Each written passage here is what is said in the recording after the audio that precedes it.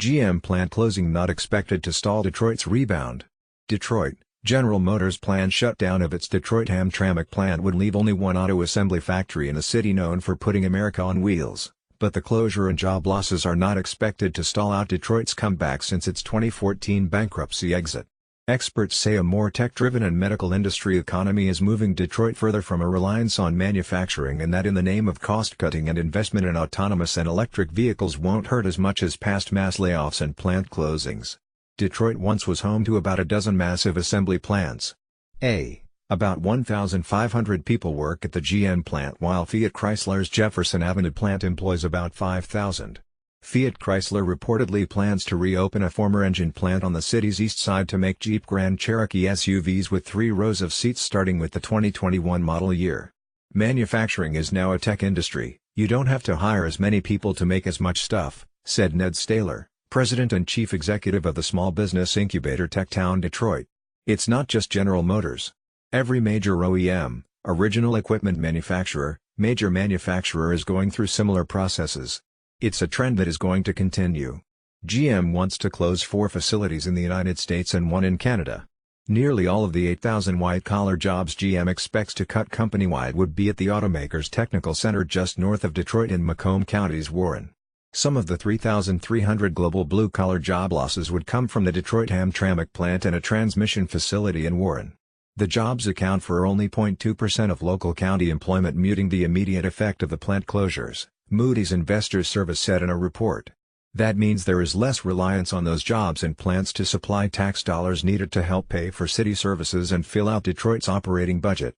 But, Moody's wrote, the impact could grow as GM reduces salaried employees, if reduced production hurts ancillary suppliers, or if there is a broader slowdown in the industry. Detroit will experience some loss of tax revenue from the plant and people working there, said law professor Anthony Sabino of the Tobin College of Business at St. John's University in New York. Owners of shops and restaurants that catered to those workers will be impacted, too. This will not derail the city's 21st century renaissance. They are working from a solid foundation. If this had happened prior to the city's reorganization, it could have been far more harmful, Sabino said. Detroit was about $12 billion in debt before filing for bankruptcy in 2013.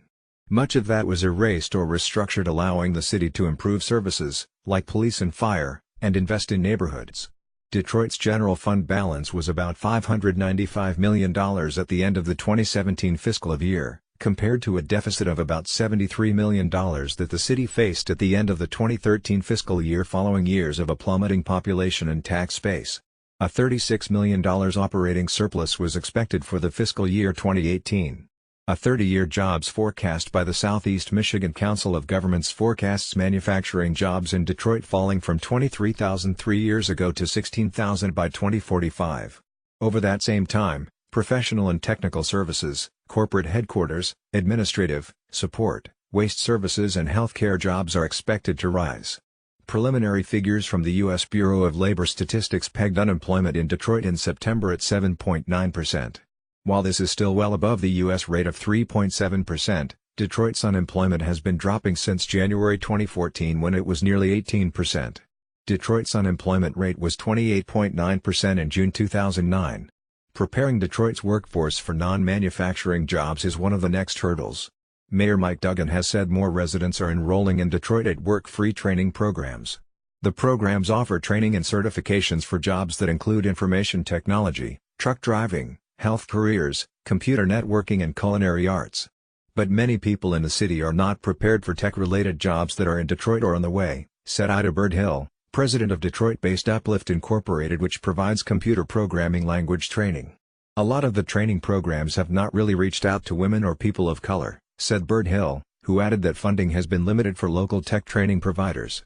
Companies are looking for more educated and tech-savvy workers, especially those with critical thinking, communications, collaborating and team-building skills, someone who is able to think critically about when to use the appropriate piece of technology, said TechTown's Staler.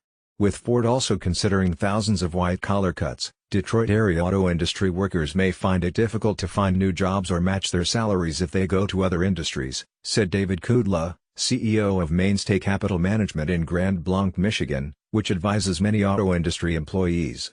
You're going to be going out in a marketplace where everybody is cutting back, he said. Those with skills in developing autonomous or electric vehicles will have an easier time finding work, Kudla said. He suggests that workers cut expenses and build savings to be ready in case of layoff. Still, there's a human element to a possible Detroit Hamtramck closure, assembly line worker Neitra Landon told the Detroit Free Press. I know you're a big business, but what about the people who make you a big business? Landon, 55, said of GM. Everybody in here is a survivor and we're going to survive no matter what happens.